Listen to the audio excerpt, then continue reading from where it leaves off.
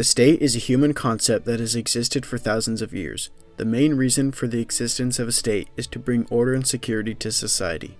In order for a state to achieve these goals, it needs to exert its power over the people it governs. If a state wants to effectively exert its power to accomplish its goals, it needs stability.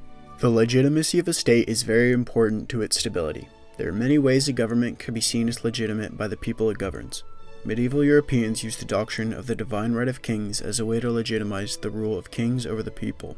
The emperor of the Japanese Yamato clan was the high priest of the sun goddess from whom they claimed to be descendants. The Islamic caliphs claimed descendancy from the Prophet Muhammad, and many countries today use the democratic process as a way of legitimizing politicians and power in their jurisdiction over the territory. There are also ways that a government can be seen as illegitimate by its own people, such as those that are incompetent, corrupt, or oppressive. One notable form of state legitimation is the Chinese concept of the Mandate of Heaven. It is notable because of its longevity and persistence throughout the history of Chinese civilization. The Mandate of Heaven originated in ancient China during the rise of the Western Zhou dynasty as a way to legitimize their rule over the conquered Shang dynasty.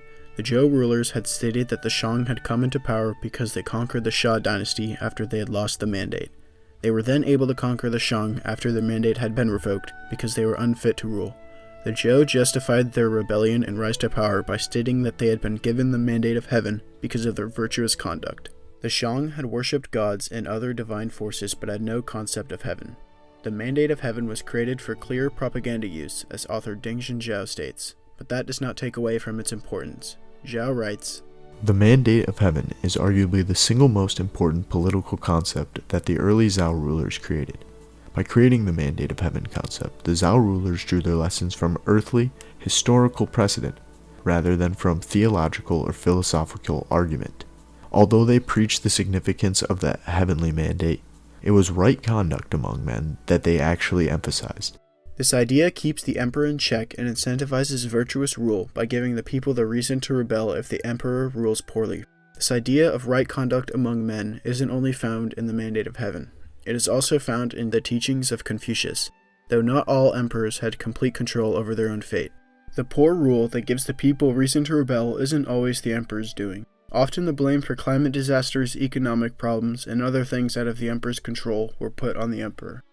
This type of political legitimation is one of the most unique to develop in an ancient civilization. While many civilizations develop some sort of philosophical or theological form of legitimation for their rulers, China and its Mandate of Heaven focus heavily on performance legitimation.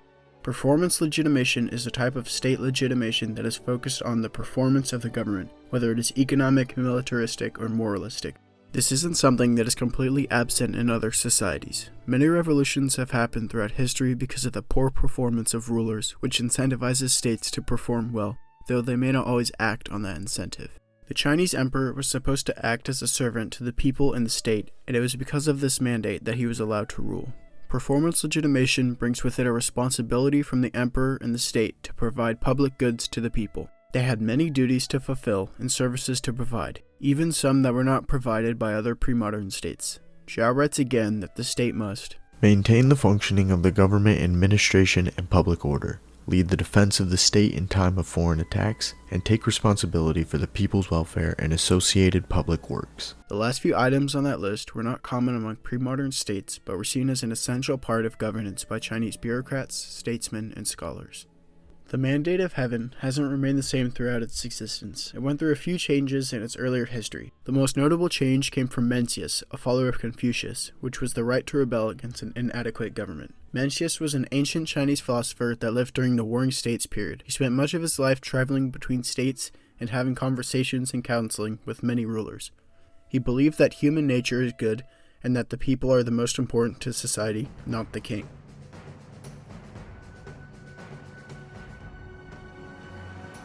After the fall of the Qing dynasty, Dingxin Zhao explains that China experienced a series of fundamental socio-political transformations. Many ideas and principles of the Mandate of Heaven were less important after the collapse of the final dynasty.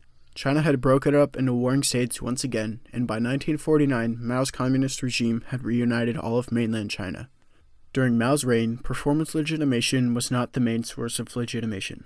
Ideological legitimation was more present in Mao's China than in dynastic China. Mao propagated Marxist doctrines and used them as the foundation of his party's legitimacy because he and many others believed in Marxism. Many people also supported the Communist Party because Mao himself was very charismatic.